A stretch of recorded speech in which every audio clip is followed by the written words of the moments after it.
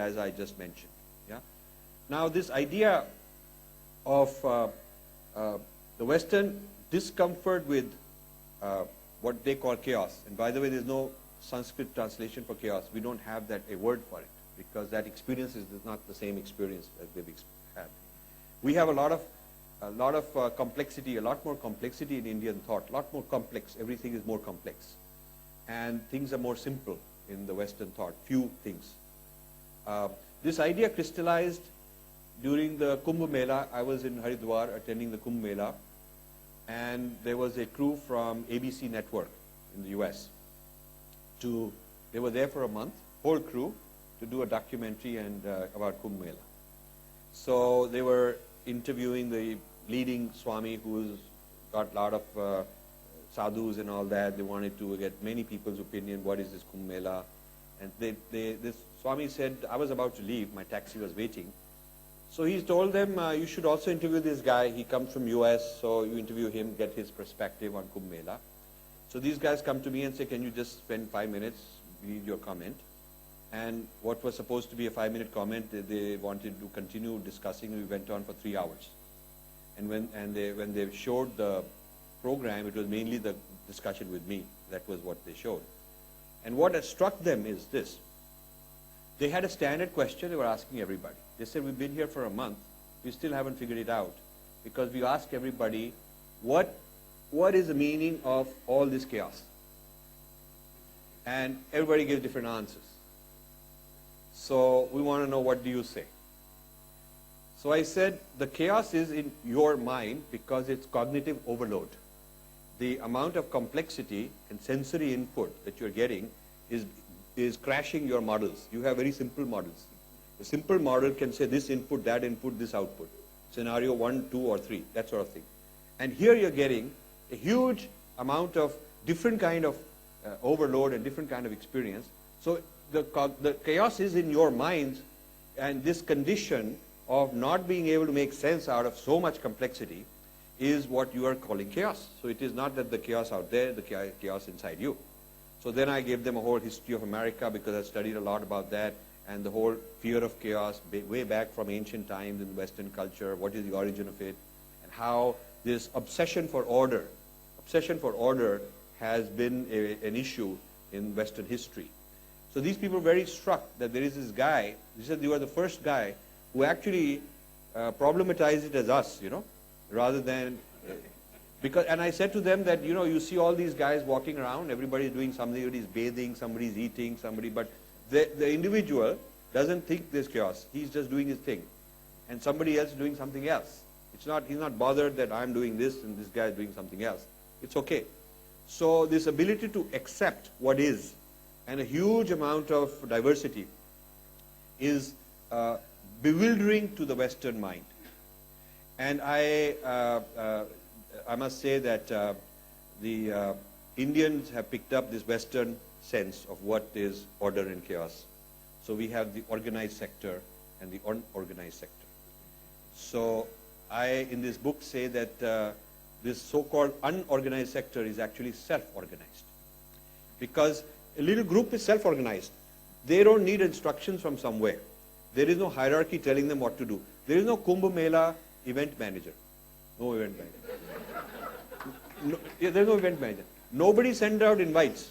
There's no program.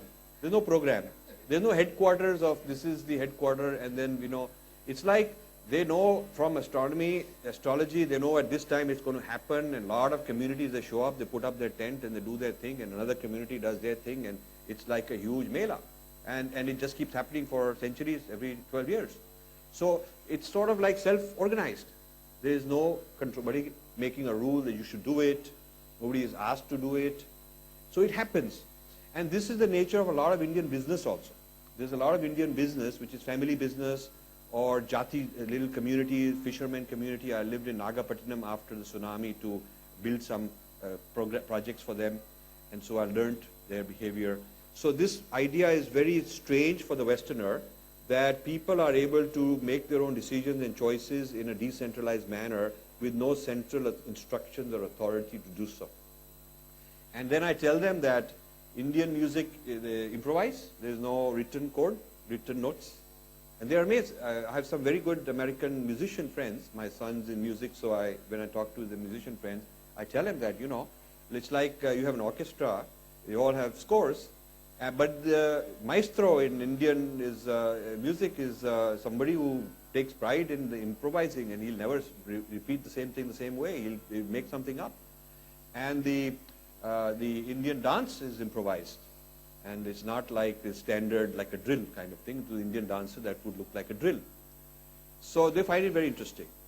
And I have a friend, and she wrote this book on Indian cooking back in the 70s. The first big hit book on Indian cooking. Now there's many. So I said to her, what's the secret? What made your book a hit? And she gave me some answers, but the real answer that came out of the discussion is that this is the first time Indian recipe was explained in a way that the Westerner would feel comfortable. So it was take so many ounces of this and heat it to so many temperatures for so many degrees, so many minutes. This kind of a thing. And so people felt comfortable because it had been turned into order. And so, but I tell my friends that, you cook out of this way, but you go to any Indian restaurant, if you go into the kitchen, no chef has got a weighing machine and looking at temperature and saying how long, how many degrees and all that. It's done through your feeling, So this is a very Indian quality, this quality. And it's not trivial. This is a quality I'm emphasizing over other qualities that are in this book, because I think this has got a huge potential for creativity, for presenting our uniqueness and distinctiveness, for understanding the other on our own terms, for seeing why he's anxious, for behaving like him when you want to. There are certain situations where you want to not be the Indian kind and be chaotic, but you want to be like him to make him comfortable because it's for yourself, it suits your situation. But you're doing it as a conscious acting job. You're aware that you're doing it. And you're not turning yourself over to somebody else. You're just doing it because in that moment it suits you. If you're reflecting on this difference all the time, you'll have an edge in controlling or keeping your own situation stable and, and understanding why the other guy is behaving this way. So this is one example of Indian distinctiveness, and it has its applications in decentralized management, self-organized systems, I have in this book, I've said that civilizations are forest civilizations or desert civilizations. And ours is a forest civilization. The West emerged in the desert, the Middle East desert. All the Abrahamic traditions emerged in the desert. In the forest, there's a lot of complexity. In the desert, there's only a few things. In the forest, there's a large amount of things. Like even if you look in a little place, there's so many insects, creatures, and there's so many trees and shrubs, and they are all intertwined. They're all interrelated. They're not separate. It's not this is sand and this is stone and whatnot. It's intertwined, complex, fluid. Next day it's different. Change is frequent. And so you have flux, change, uncertainty, complexity, interdependence. If you look at all these words, you find them in the forest. And you don't find them in a desert where there's a few things and they're stable, static. You come next day, it's more or less similar.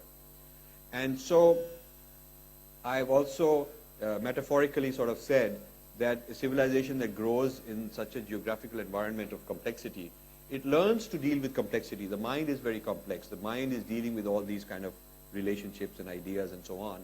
Whereas a civilization that for thousands of years emerges in very simple sort of geographical environment does not have the benefit of so many things that it knows, so many different complexities it knows. So the Indian mind is words within words within words. When you're talking to somebody, he's inside a story, he'll start telling you another story, and then within that he'll go off and tell you another story and so on. Now, I've so far explained the advantages, but there's also disadvantages to what I'm telling you. This idea can also be misused.